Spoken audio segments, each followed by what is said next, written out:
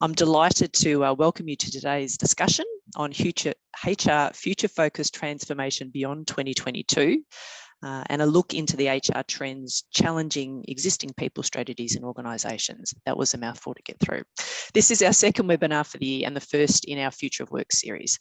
I'm Donna Burr, a partner in our Melbourne Interim Executive Practice and joined by our Interim Executive team, Jacinta, Carolyn, Lisa, Suze, Ali, Cassidy and Maddie.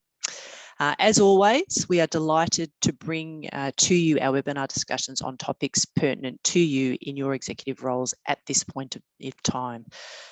I'm thrilled to present today's guest speaker, who is of significance to me personally, my former boss, a professional colleague and mentor. I'd like to welcome Alec Bashinsky. He's truly one of the most strategic business thinkers I know, and in the true sense of, big picture thinking on emergent themes, being able to articulate a clear plan and direction and really shape organisational strategy. A more formal introduction of Alec. He's currently the APAC Partner for Josh Bersin Company, which is the first global professional development academy for HR. He was also the managing partner of Blackhall and Pearl Talent Advisory, which focuses on HR culture transformation, future of work, and the like through the facilitation of advanced AI tools and insights. Prior to this, Alec was the APAC CHRO for Deloitte, where he led a team of talent professionals responsible for 55,000 people in the APAC region, with offices in more than 120 cities over 20 countries. There is a more extensive bio of Alec that was shared with you all in the invite accompanying this webinar. So welcome, Alec. We're really looking forward to the conversation today. It always worries me, Donna, when people do the intros. It makes me feel like I've been around too long, but anyway. No, lots of insights, experience. We're really excited, Alec. It's going to be a great discussion. Some brief housekeeping before we get started. Please use the chat, as a number of you already are. Share your learnings and experiences. Take the opportunity to connect. When using the chat, please turn your settings to all attendees and panelists. That way all participants will be able to sort of see your comments and you'll be able to bounce off one another. With specific questions you have around the content, please raise those in the Q&A. I'll monitor the themes. We'll come back to those and bring them into the conversation at the end of Alec's presentation, just to allow the flow to go through. So I'll pick those up at the end. So if you've got a pertinent question, please raise it in the Q&A. This session, like all, is recorded, and the slides from today, as well as the recorded webinar, will be available to you on our website and through LinkedIn. So we'll run for an hour. I'll stay true to time, and we'll cut to the questions in the last sort of 15, 20 minutes of the conversation. So finally, we know today's topic is complex and multifaceted, and as executives leading organisations and custodians for shaping strategy, one of the most challenging and defining areas for you to be doing this in. We hope you find today's discussion thought-provoking, informative, and with many gold nuggets to help you drive your business and people strategies forward. You're in for a treat. I know our slide deck has just been updated overnight with the sort of most current research that's come from the Josh Bersin Academy. So it's hot off the press for you. And without further ado, we've got lots to get through, so I'll hand over to Alec.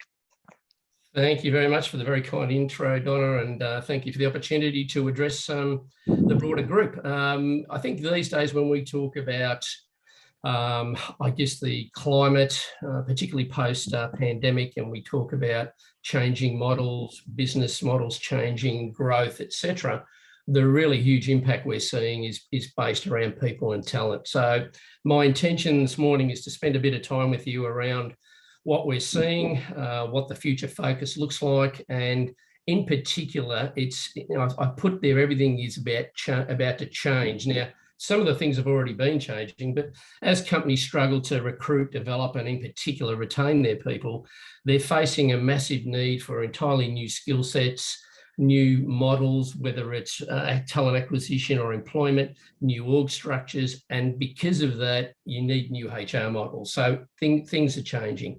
So let's move forward. As I said, I'm going to try and do this reasonably quickly so that there's an opportunity for some questions. So there's a lot of info here.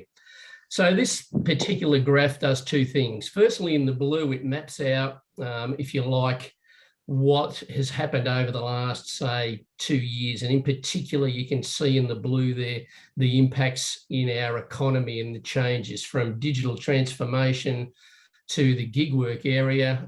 We think about when coronavirus came, the global pandemic, and then if you follow that up, the whole back to work scenario and, you know, some employers trying to force their people back into the office.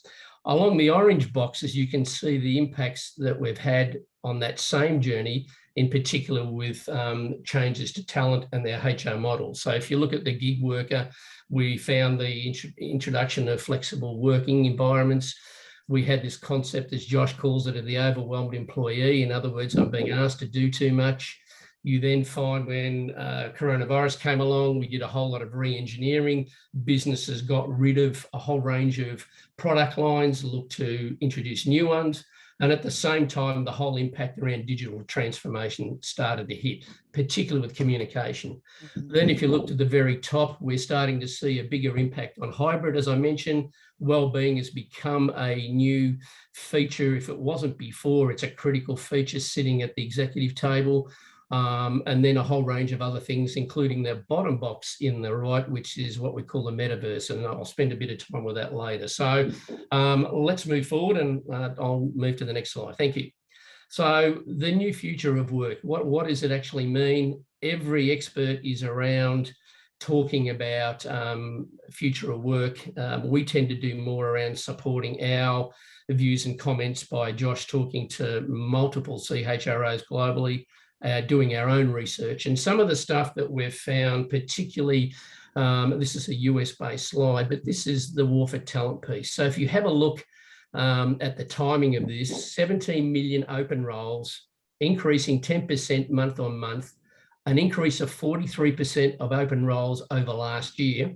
And if you look to the left-hand side, you can see the varying changes that we're seeing, in particular the types of roles. And I'm not going to go through the percentages there, but what we've seen is a gradual decrease in employment in the production cycles, and that is particularly where automation takes place, and a huge impact in more and more open roles in the service industry. So hence things like retail, software, et cetera, et cetera. So, and the other data I'd say is what we've seen in Asia-Pac and here in Australia, is the fact that our open vacancies are higher than what they were a couple of years ago in the pre-pandemic area.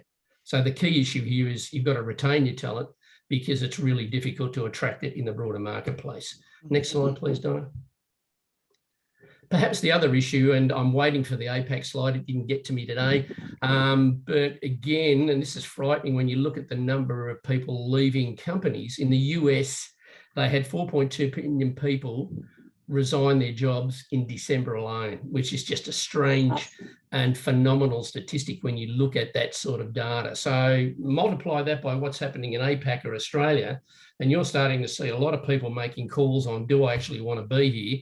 And you've read enough literature to say, well, they're looking to change what they're doing anyway. So whilst you're focusing on trying to recruit talent inside, you actually have to be doing more about connecting and ensuring your existing talent having a great employee experience. And I'll talk a little bit more about that later on as well.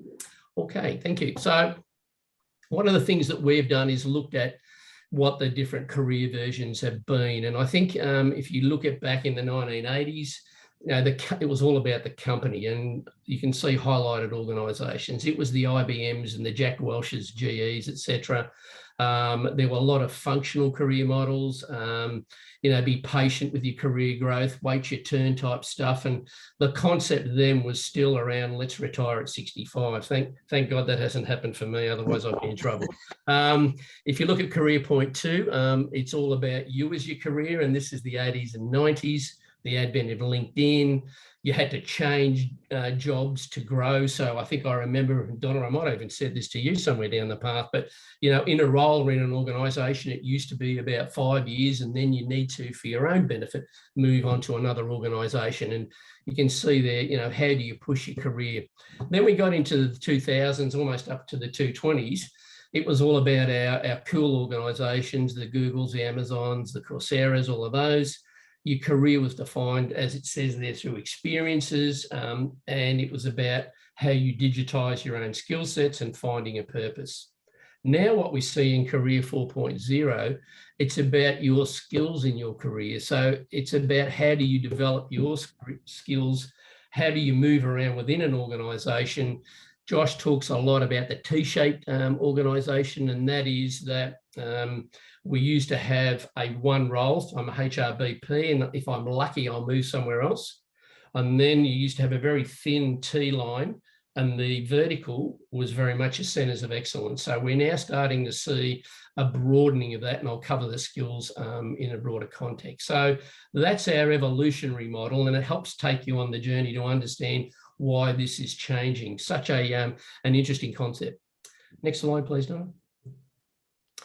The other change that we've seen, and again, Josh has done a couple of papers on this, is that we view the past being a very business-centered model. You had to lead the business, and you had charismatic leaders that brought people with you, and it was focused very much on business first, people second. And in other words, people were a means of executing what we needed to do. There were focus on goals and rewards. There was a focus on growth and change. Dare I say it, there was a lot of, pick the favourites or trusted confidants to succeed. There were still targets, budgets and plans. Now, in today's world, there still are some of those, but we're now coming back to the importance of people being the purpose of the business and business second. So, Josh is often quoted by saying, well, if you get your people element right, the business will follow. Whereas the old style used to be, we get our business models right, don't worry about the people, they'll come along. So you can see their inspirational and skills and empowerment elements are critical. The empathetic leader and listener. Josh talks a lot about today's CEOs needing to be the chief empathy officer. And I'll talk a bit more about that. Diversity in terms of performance, and more around visions, goals and growth perspectives, but driven by purpose. I'm sure all of you have heard about organisations with purpose, a sense of goals, and how do you connect your people to that purpose? So we view where we're heading to as very much the human-centred leadership. And as I said, I'll give an example of that a little bit further down the track. In fact, Donna, sorry, just to go back on. Sure. Some of you may remember the global chair of KPMG, based out of the UK, put out an article or was quoted in an article as saying at a town hall meeting to the whole global employee group, suck it up, stop whinging, become resilient, COVID's here to stay, get out there and do your job, stop worrying about all the bits and pieces, and basically suck it up. Within a week, he'd resigned because of the negative reaction of employees to that sort of commentary. So if you ever had a doubt, and there's lots of other examples that human-centered here, that's a prime example. Next slide, please, Donna.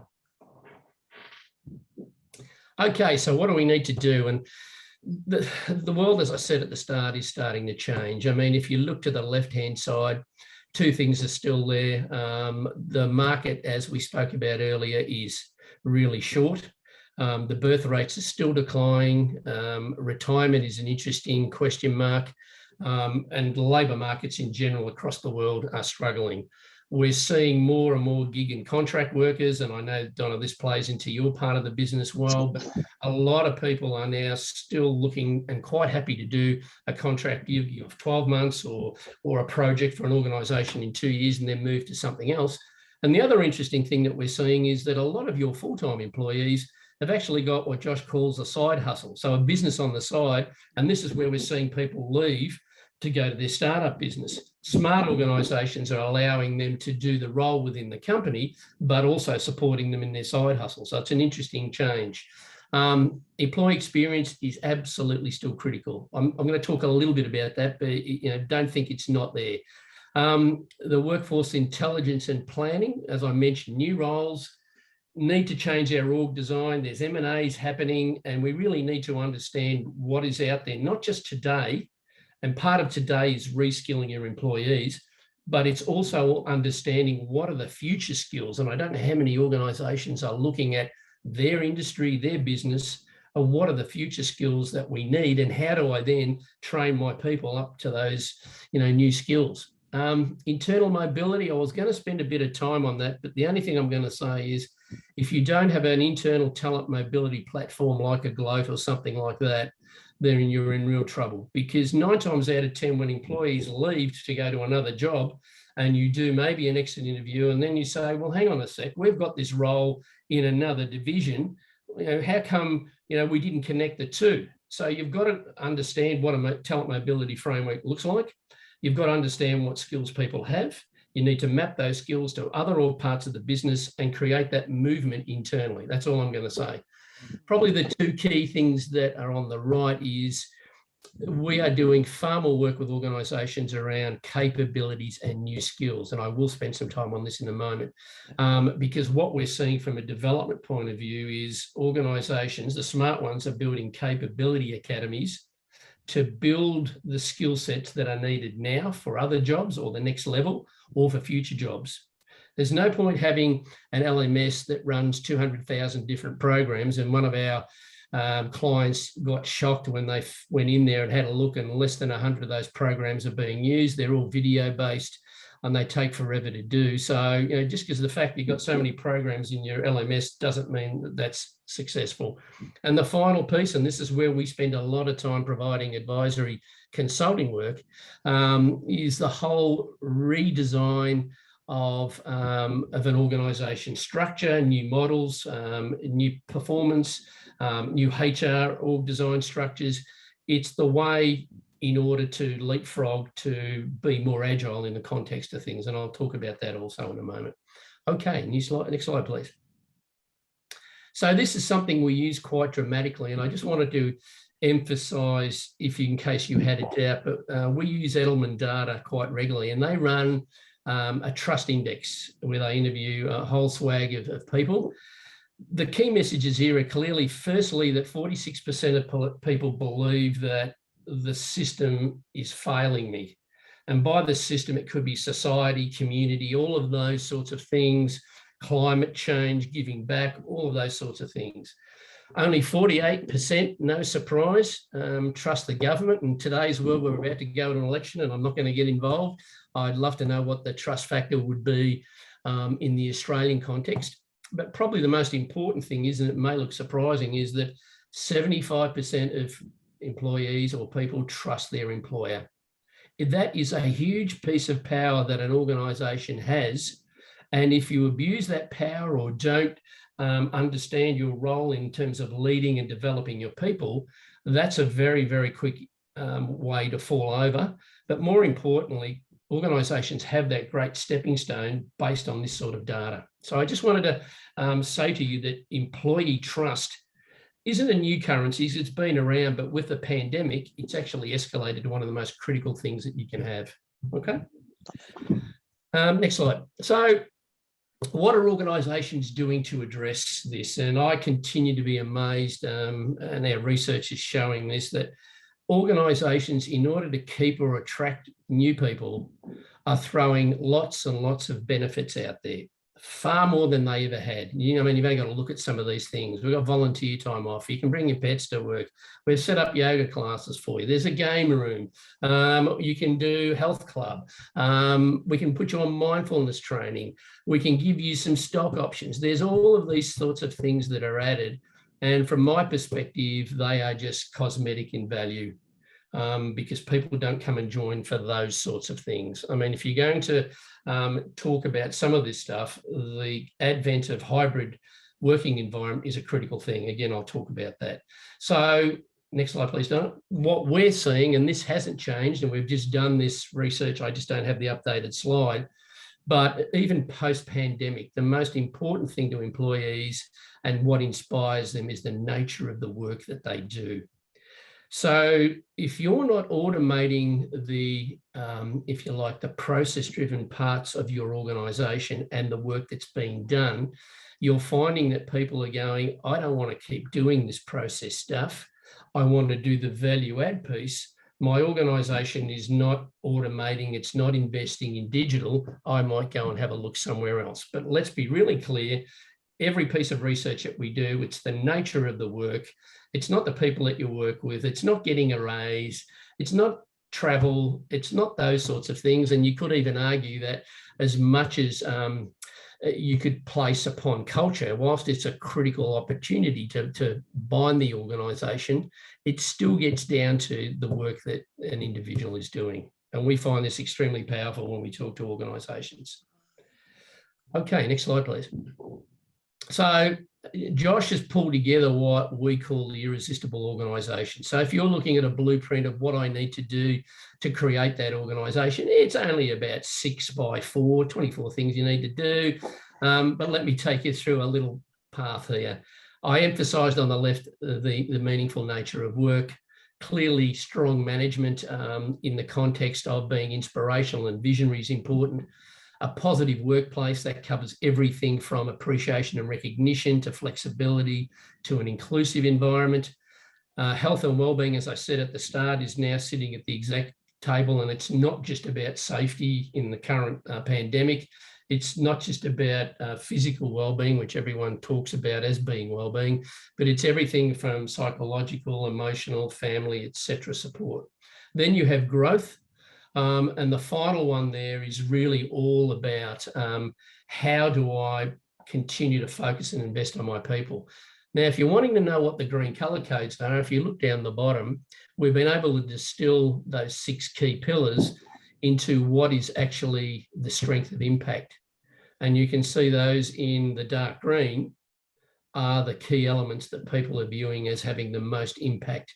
There's a mid-green and a medium impact, but that'll give you an idea of the sort of focus areas. And we spend a lot of time when we talk to organisations about what they're trying to achieve, about how they can grow under those pillars. So if you wanted a template, that's what one looks like. Okay, next slide. So I talked earlier about skills and capabilities. Let me try and outline what we mean, because we do not talk about competencies. And I'll take you through this model.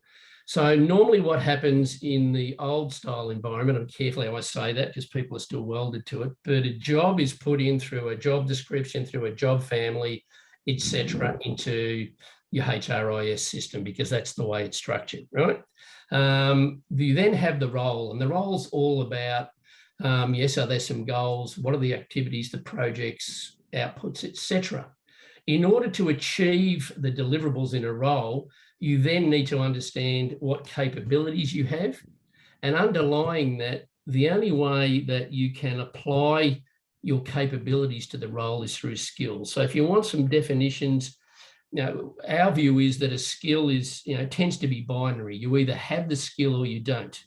A competency is probably how well you know that skill. So that's where you get your levels. But more importantly, a capability is how well you can apply that skill. So what you see is now in the capability academies that many organisations globally are developing, they're focusing on understanding what the skills are that revert to those capabilities. And that's the definition of the different piece. So what we talk about for the business, and in particular for HR, how does HR build its skills so that it can then apply those in the context of the capabilities needed to fulfill the role? So is it performance managed? Is it HRBP? Is it analytics? Is it AI? Is it performance, et cetera, et cetera? So that's the model that we use. And underneath those capabilities, which I'm not going to share with you today, there's about 24 boxes which outline exactly what the capabilities for HR are and the components of those as well. But that's for another day. Next slide, please, Darren. So the other advent that Josh talks about, and we get this question all the time, we have the difference between hard and soft skills or power skills. So if you look at it today, the hard skills that we have in business continue to change. So today's hard skill changes, we fix a process, we automate. So you could argue that our hard skills are in fact our soft skills, yet our soft skills or our power skills are the key elements of what is needed in today's world. If you remember earlier, I said that we're seeing the service industry and the jobs associated with that continuing to outstrip production-related roles. Some of the skills you can see there are really based around, teamwork, followership, empathy, flexibility, And then the words such as kindness come in. How do you create a happy environment? Where do you bring learning in? And for everybody, that power skill around curiosity. What does it mean? How do you do it? And how do you apply it in your role? Others would call that innovation. So there's a whole range of issues in there. And thank you from that, Greg. Yes, the key element of trust in the context of things as well. So that's what we define as power skills. And we, again, extend that out to how do you develop those skills as well. Okay, next slide, please. So what does that mean for HR, and what does that mean in terms of your leadership in your organisation? So if I take you to the left-hand side, we believe, and we're seeing it through the clients that we work with, that organisations are entering the most radical design of all of their talent processes, for the past 30 odd years. So if you're still doing something the old way and it's not working, this is prime for change. There's organisations that are starting to move to the agile working environment. It's fascinating that, at one stage there 12 months ago, every organisation wanted to know what we were doing for agile. We now have two parts of our Josh Bersin Academy that focus on what is an agile organisation and how do you build it. Many organisations have tried to do the lift and shift. So they've taken the Spotify model and dropped it in. One organisation here in Australia that's done it the exact opposite, has actually looked at what agile means to their business and developed an agile workforce model, including HR, to suit the needs of their business. And they've done a fantastic job around it. And that organisation is Telstra. So if you're looking for some role modelling around what agile means, Telstra's done a great job of it. You can see down there, down the bottom, that a lot of the practices are being reinvented. And as I mentioned earlier, they're being really driven by the digitisation of many of the projects, particularly around, as I said, technology, and especially for HR and analytics. And what we're seeing now is that in the past, if you remember my career 1.0 model, what we're seeing is that you can't do stuff in isolation. So you can't do performance and not link it to the business. You can't do a REM strategy and not link it to the business. So our practice, which may have had a policy around them in the old days, are now absolutely interlinked, and we can't look at it any other way. Tech and data, as I've mentioned numerous times, is critical, and particularly for HR. If your organisations have not invested or upgraded in HR tech, you're going to get left behind in that context. And a lot of the work we do from an advisory point of view is we assess, and we've just done 2 ASX top 5 companies where we've looked at their HR tech, compared it to what our best practice models show, given them the gaps, the strengths, and help them with a roadmap to move forward around that. Because you can't just turn around and say, I've got a budget of 5, 10, 20 million and just go and spend it on tech. But you need to understand where you are, what your priorities are, and work down the roadmap. And the final piece, which I'm just about to start to talk to, is that a little bit like you can't have HR individual practices, our view is that HR professionals need to be deep experts in everything. So if you remember, I talked about the T model, and you had an area of expertise, HRBP, you now need to know about leadership. You now need to know about analytics. You now need to have a strong business acumen. You need to know about REM, et cetera, et cetera. So you're working with the business. Does that mean there's no need for COEs? Yes, there is, but the fat or larger groups in COEs are diminishing for most global HR functions. Okay, next slide, please, Donna. There we go. So I'm going to share with you 2 slides, and the first one's based around levels of maturity. Again, an ASX top 5 has just asked us to look at this, and they are currently sitting at somewhere between the orange and the blue, level 3, level 4. So if you look at level 1 in terms of maturity, your organisation is basically compliance driven. You don't have a lot of strategy, you're just doing the stuff that you need to do. Dare I say it, payroll, recruitment, a little bit of learning, some grievance stuff, all of that sort of thing. Level 2 starts to jump to a more efficient way based with a strategy around how we do service and delivery. So you are playing with a strategy, you are doing some leadership development, D&I, and you've got some standardised processes and systems. I must admit one observation as I work with not only Australian, but APAC, and in many cases, global organisations, I'm staggered with how far back they are in the process-driven style of HR that they're delivering. It's just staggering. You sometimes assume large global organisation, yeah, they've got to be up to the forefront. It's not the case. Then you look at the level 3 of maturity. Well, this is where you've started to link, and I know this sounds corny for many of you. I'm again still surprised. The inability of some HR functions and leaders to link the business strategy with the talent strategy. I mean, it sounds like 101, but the inability to provide the two. So level 3 organisations know that. They know where the process improvements need to be. They are playing with mobility, continuous learning, et cetera, and they're using predictive analytics. The really mature organisations are now totally business and HR integrated. So think about this. Normally when we try and solve a problem, let's say it's related to, we've got to get HRIS because we want to automate our talent acquisition or HR functions. HR normally creates that project, does it itself, and then says to the business, look what we've done, we're introducing this, you need to use it. Whereas the smart integrated ones say, what's the business problem we're trying to solve here? You bring parts of your business, including business leaders, into the project team, and you co-collaborate to drive an integrated solution. And that's what we mean about level 4 business integrated HR. Okay, next slide, please. And this is, I talked about the importance of having depth and breadth of HR professionals. And this is a favourite slide I use of Josh's, but he talks about just like a full stack IT professional who really knows the full element of an IT project they're dealing with, a HR professional needs to be able to do the same. So they need to have the, if you like, the basic HR disciplines. They then need to be able to, problem solve and co-create and consult.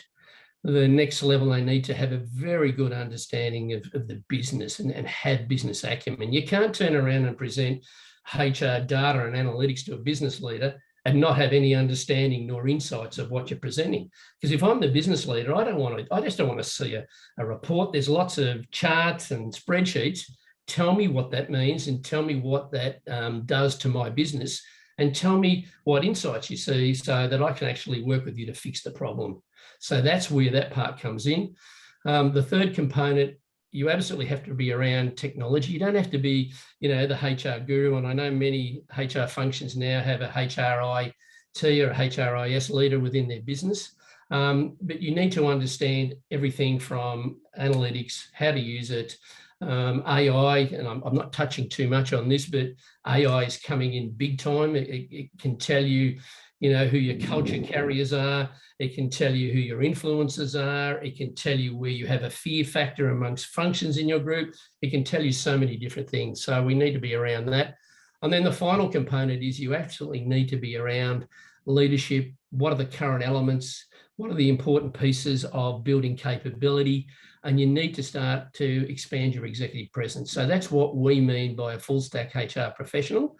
And you need to be able to look at where you are in the scale. And this is where, and this is a slight plug, I guess, but this is where the Josh Bersin Academy comes in, because the 20 or 30 programs that we have are all built around performance, AI, analytics, HRBP, hybrid working, et cetera, and they are facilitated by a faculty leader. There's a digital learning experience, there's cross-communication with the cohort, which tends to be global, and you're actually building understanding and capability. In fact, one ASX top 10 company, the CHRO has said to her people that as they go through this, if they want to play in an analytics project, then they've got to have gone through the JBA analytics program first, because that way she at least understands that whoever's going in has knowledge of that particular element, as distinct from, I just want to play in that space. Okay. Okay. So the structure piece, and I referred to this a little bit earlier, and this is a little bit of where we're seeing change. So, and this just doesn't apply, as it says, to the graph at the bottom, small, mid-size and global. But what we're still seeing is centralised HR admin function, a little bit uncoordinated. People do their roles and there's a process driven around it. And there are pros and cons with that. The rationalised element is you have standard platforms, the roles are defined, and you're really focused on efficiency and clarity and delivery. And that tends to go a little bit with the HR service delivery. Now, you've got to be careful here. We're seeing some organisations disappear from the shared services elements, and I'll explain to you why when I show you an ops model in a minute. And some of them are bringing it back to a centralised environment. Some other organisations are also dispensing with HRBPs and just go to the shared services centre. And I haven't come across one business executive who works under that model who was satisfied. Most of them go out and hire their own HR people, disguise them under a different job description, and then turns around and refers everything through to them, which means HR doesn't actually know what's going on. And then the final component, what we're seeing is, as I mentioned earlier, but the organisations and the HR function, they're agile, they're creative. Just because they belong to, say, a learning component doesn't mean they don't participate in other HR projects. So you're actually having highly intelligent people, highly empowered individuals. You're using the intelligence you have within the business to actually help the business model. So that tends to be more with large global organisations, large Australian organisations, because they've got, if you like, the ability to move. The thing that holds them back is their organisational structure and ops model. So you can move down that path, but that's what we've seen along the journey, and that's what we consult to in that context. Okay, next slide, please. I'm going to have to speed this up. We're into the very home straight. So this is what we talk to organisations about and help them reform their ops model, and it looks interesting at the best of times. Let me take you through it. Left-hand side, you've got either the organisation's employee or an external candidate. You still have managers, you still have business leaders, and you've got the exec team, right? You move to the next vertical. Yes, we still have HRBPs. Maybe there's a bit of OD. Yes, you've got talent acquisition, etc. But what we then find is the smart ones, and this is where the first play of technology comes in, is they're using a service layer. And that service layer in many contexts is ServiceNow. I'm not promoting them ahead of anybody else, but you now have to log. If you've got an issue, you can't just ring Sarah or John in one of the functions like performance or in TA. If you've got an issue, you need to have it and log it. Doesn't mean you won't talk to them when the time comes, but what we're seeing in many organisations is they lose context of an issue. So John or Sally, who's an HRBP in one of the largest verticals, has sent an issue around performance or sent an issue around ER to the direct individuals. The people in there are busy, they forget to go back to them, and 2 months later, they still haven't got an answer to their problem. No wonder HR has such a bad name. So we're starting to see that service layer come into play, right? And there's your service desk. You still have what we call solution centres in there. You still pool resources, and you start to work through. Would I still have someone in there in Comp and Ben? Yes, but I wouldn't have 5 or 6 if that's the example. Do I still have a talent acquisition team? Yes, but does it need to be as large as what it is? Where's the sourcing? Where's the technology? So and then there's a separate function for analytics and AI. So you're starting to see those sorts of things come into play. We start with this, and by the way, at the very bottom, it's underpinned by a tech platform. I've done probably 5 HRIS implementations. They haven't been the most fun things I've ever done in my career. I've already worked out a long time ago that what your sales HRIS people, dare I say it, success factors, workday, whatever they say to you, the engineers tell you once you've signed that they can't do that. And by the way, we have no bent on any of them. They're all very good at varying points in their models. They do better than others, but they all still deliver a scenario. What we are seeing is small HRIS companies are coming into play, and then you're able to attach the prospective apps, a TA app, an analytics app, etc., to that to become far more agile. So it's a different way of thinking about it. I could spend ages on this ops model, but I'll move on. Last couple of slides. Is there one before that, Donna? Oh, did I just skip? No? Okay. So we do 2 things. I mentioned the Academy already on the journey. We also run what we call a Josh Bersin Company membership. And this is, for those of you who have accessed his page, you're going to find you won't be able to access some of the free articles, etc. It's all going to the Josh Bersin Company site. You get all the tools and diagnostics, so you have access to the platform, all the definitive guides, the blogs, all the things that we do. We have a research department now that's world-class, some 12 or 14 people. We do everything around strategy, etc. We're doing global workforce intelligence programs for the health industry, for banking, etc., based around what we're seeing, and we're talking to people. The ones coming after that, as he looks, consumer products and then the pharmaceutical industry. So you get access to all of that. You get access to Josh 3 or 4 times a year, depending on what your bent is. He can come in and do HR predictions, but you get access to those free of charge. You then get access to specialised sessions, maybe 4 to 6. It might be me, it might be one of my fellow partner in Seattle, Bill Pelster, who will come in. And if you've got a project that you're working on, but what you want to do is benchmark that against what you're seeing globally, we can come in at varying points in time in your project and give you our thoughts, help you with benchmarking, and help you with understanding where you might want to go. If you need bigger advice around that, then we actually create an advisory assignment out of that. And then everything from our experts through to the Irresistible conference. Next slide, please, Donna.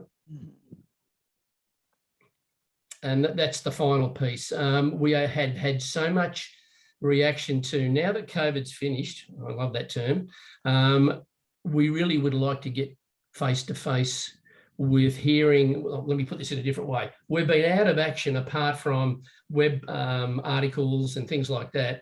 We really need to get face-to-face in a global environment and hear what other organisations are doing. So on that basis, we've pulled together a global conference. As you can see, they're happening in May. We've got everyone from Microsoft to Walmart to IBM, all presenting there as to what those companies have done. Josh is presenting. So this is probably the biggest thing that we're going to see this year for us in terms of a conference. So I need to stop and do 2 things. One, allow people have a glass to of water, and I'm going to have a glass of water. So hopefully you found that informative. I'm sure there's a few questions. Whatever I can't answer now, I'm happy to take offline. If you have a specific question that you want to bounce off me, Don will give you my email address, and happy to have that conversation as well. But thank you. Alec, thank you so much. My brain's popping with information from the kind of the macro where you started. And you know, I love the blueprint and the language around the irresistible organisation and the framework that you have there, through to the power skills. We often refer to Watermark superpowers that people have, but I love that frame of power skills, through to a real, like, through all the sort of points you were making there, just now the prevalence of technology, and we are in a platform economy, and actually that kind of underpins a lot of what we do. It drives sort of to your conversation around new skills, new capabilities, is just quite jaw-dropping for me.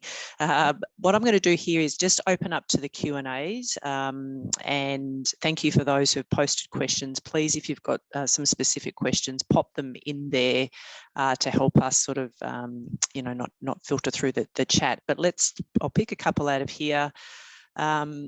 I'll start with something that Jacinta's sort of raised there, no doubt picking up the thread from the chat is, you know, where do you suggest rather HR professionals start? And I know that's a big question, obviously, depending on where the base they're coming from, but there's so much good information here. What's this first next step for them to, you know, really take action, you know, beyond here? What would you recommend? Well, as I mentioned, and Josh had that in the HR predictions, and I might get you to go back to that slide, Donna. The key element here is stretching your capabilities, keep going. And it's a non-negotiable, as I mentioned, to be able to do and develop your own skills. The unfortunate part about it for many organisations is that they spend the majority of their development budget on the organisation, which leaves next to nothing for HR function. And you know, you're building the capability everywhere except for your HR people, and then you criticise them for not having the business acumen or the knowledge or the industry. Keep going back. Yeah. So the first thing I'd be saying is what does your organisation do? I don't remember it coming in there. Okay, we might have lost it. Keep going. Nope, too far. Right, don't worry. One of the things that Josh talks about is the fact that developing your HR capabilities, doesn't matter what level you are, is a non-negotiable from 2022 moving forward. So if you're looking at a start, it depends in the role you're in, but the first thing I'd say to you is think about where you want to go to in your broader HR career. And it doesn't matter whether you're in learning, it doesn't matter whether you're in TA, it doesn't matter whether you're in REM or a BP. Think about what role you'd like to move towards, and then find out what the capabilities are for that role, and then try and see what you can find, if you're not a member of JBA, as to how you can accelerate that learning. Because as I said earlier, some organisations have got ridiculous amounts of courses in their LMS, but how do I find what the capabilities are? So the key message would be define what you want to achieve in terms of a next role or a next experience, then find out what the capabilities are needed, and then find out how do I build my skills to meet those capabilities. And that may mean having a talk with your manager. It might mean having a talk with your broader leader around that. I'm a little bit concerned, and I don't know what the group thinks, but I don't think a lot of CHROs are developing their HR teams. And the amount of HRBP and other ads out there really concerns me, because it's almost like they're trying to buy talent, whereas the key message, and Josh says this all the time, it's about developing your own talent internally. So I'm not sure that I've answered that effectively, but you've really got to look at where you want to go. And it doesn't have to be a job, it can be experience. I'd like to know more about performance. I'd love to know more. Alec's been talking about people analytics. What does it mean to the business? How do I build that capability, and what do I need to do? And that's where I'd be starting. It doesn't matter where you fit in terms of a HR organisation, because you've got the ability to move, providing you can build capability. And the really tough call here, and this will be my last comment on it, the really tough call here is if your HR organisation isn't doing anything, dare I say it, you might want to find one that is. And that's pretty tough. But if you're not getting anything done that way, and I must admit, and maybe that's just me, I go into some organisations and I look at the amount of process stuff the CHRO's got the people doing, and I just shake my head. Thank you, Alec. Another question in here, referring to Kayleen's, is around, you talked a lot about the agile design of workplaces, and you kind of referenced Telstra, who've picked that up and actually been able to take the thinking around that, but actually make it happen and fit for purpose for them.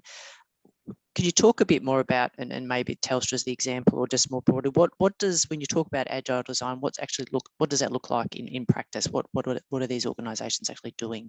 Well, the first thing they're doing is decluttering their organisation, whether it's levels of authority or approval. They're also condensing the number of roles. It gets back to my context of what does a role do, because in many cases you've got roles that have been done 50 to 60% by multiple people in different areas. So when I say condensing, I'm not talking about reducing headcount.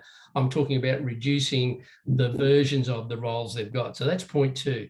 The third thing they're doing is starting to create environments where their people can actually understand what their new role is, and empowering them, if you like, to be able to make decisions on the context of where that goes. And then the final thing that they're doing is allowing that cross-functionality, involvement in other projects, so that you can move easily. So my example of, we've got an issue, we need to pull a team together quickly, we need the business, we need the key stakeholders that do this and this. This is what we're trying to achieve.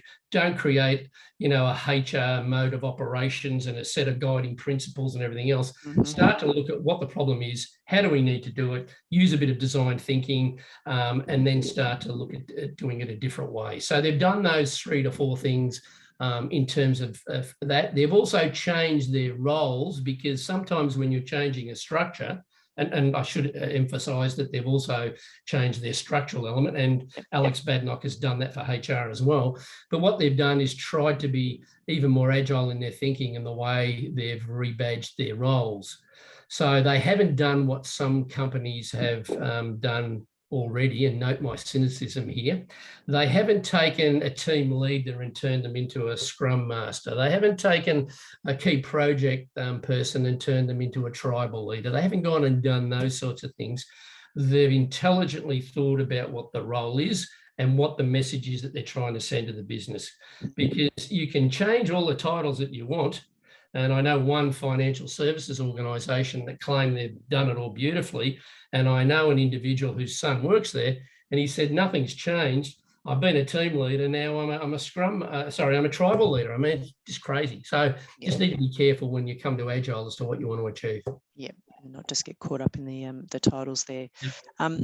Another comment here, Alec, thank you. A question around operating model, please. What does the next generation HR org design look like behind that operating model, especially for the agile design and pool resource management part of the model? Well, I think, and Josh hasn't quite talked to this, but what we're seeing is, you still need COEs, but we're going to get to a stage where the COEs will be strategic leaders in the context of advice.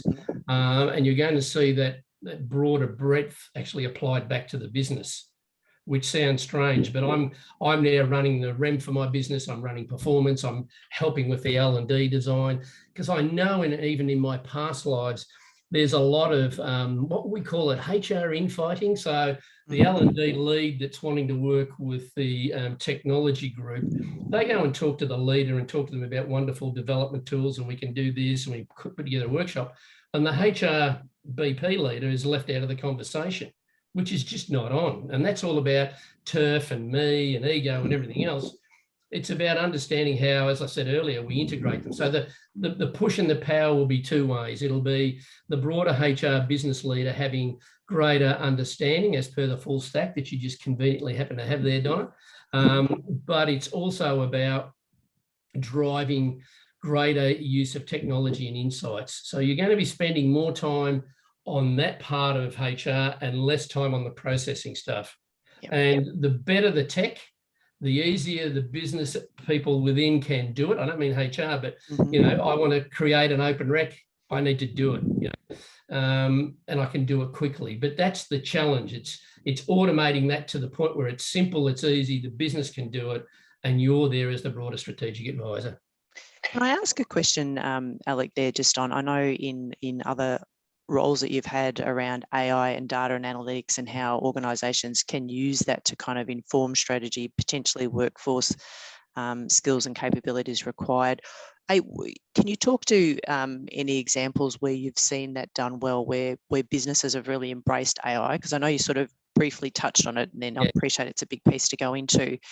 How are they using that?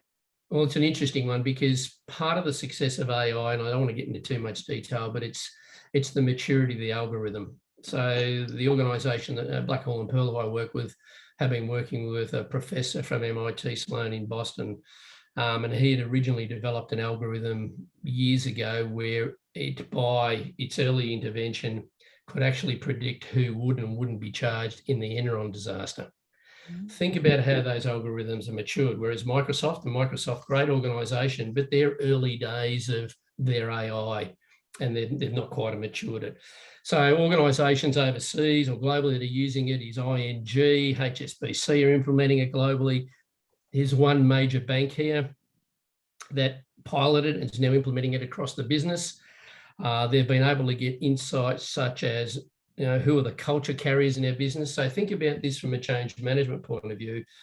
And normally you set up, we need to change X or Y, or we need to change the whole business. I'm going to appoint a change lead. We're going to put a whole lot of people in there, hopefully the business included, and we're going to run a huge change management intervention. And then you push it out to the business and you wonder why it's not successful.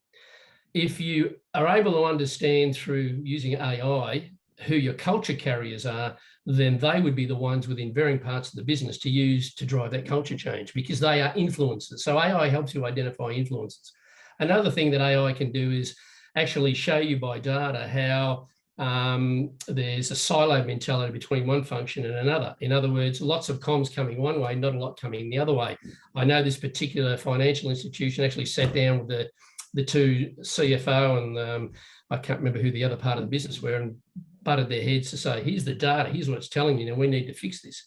It can do things using neuroscience in terms of showing where there's a fear factor. So let me give you an example. This particular organisation was able to see in a function where employees were scared to speak up, because normally what happens when you look at email traffic is that you get a balance of positive and negative. And when it's all positive, that means people below are concerned about expressing a viewpoint. So you can go in and address those sorts of things. So a lot of this, and you heard me mention email, AI works successfully for these types of organisations by transparency. So what normally happens is you go in and identify the behaviours that you want to measure. Mm-hmm. It could be governance risk, that could be performance, a whole range of things. Then HR and the organisation, the AI org, sit down and identify what the key words are that represent those behaviours. Then the AI tool goes in and searches for those behaviours. So when people say AI reads your emails, AI doesn't read your emails to say, do you want to go to the pub on Friday for a drink or anything like that? It looks for the key drivers, and that's where your intelligence comes out. So I'll stop there, but I could spend ages on it too. Yep. Yeah, no, thank you. I think in the interest of time, we're coming close to the hour. I'm just going to pick up on a question that Caroline's put in here. Where in the world, or is there an industry sector or even an organisation that you've observed that are already functioning at this level? So I think we're talking about moving to that level, top level of the HR organisation, and where can we take inspiration from in real time on how to do this? Big question. I get asked a lot about companies. It's a bit along the lines of what I said earlier. You know, who are the best companies, and you know, copying a model. Look, we still see great things coming out of, you know, Procter & Gamble, Unilever, some of the technology companies, including Microsoft, is doing a great job. We still see different types of manufacturing companies that are doing a really good job. We're doing a lot of work with a major Japanese organisation in terms of changing HR models and fixing those. So there are orgs who are doing it well, and there are a lot of global organisations who you think should be doing it well that are not, and we're sort of helping them along that journey.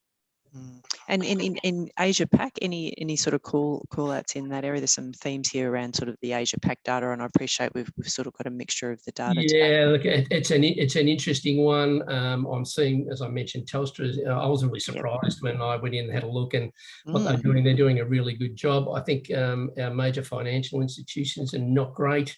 It's hard to point a finger at a major Australian company that I could say is doing the benchmark behaviour, because we're seeing a lot of them, and I'm being serious on that. You could say, what about this resources company, et cetera, they're not there at all.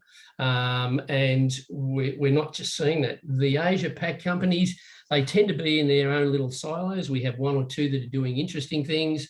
You know, Petronas, as an example, hasn't got there yet, but looking to make change. Some of the banking areas are starting to make change over there. So, you know, HP's moving to a new model and moving to centres of excellence. What they're doing, it's an interesting one.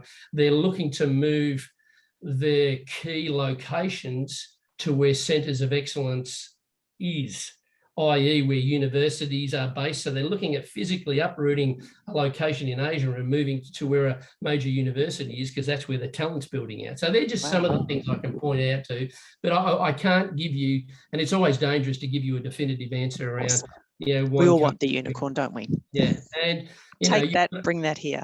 Yeah, and it could be a Cisco, it could be a range of others. So they're the sorts of things we're seeing. Great. Look, Alec, we are at the top of the hour. Thank you, everybody. I'll stay true to everybody's no doubt time and busy schedules. Thank you for joining us today. We have, for those specific questions some of you have had that we haven't got to, we do have your questions noted in the Q&A, and we will have the chat transcript come through. We will take a look at that. If there's questions in there that we can respond to, we'll follow that up following this session. So thank you for the chat and the questions. As I mentioned earlier, we'll have a copy of the webinar and the slide deck made available to you through our portal, and Alicia will follow up with all of those who are in attendance today and make sure that you've got a link and access to that.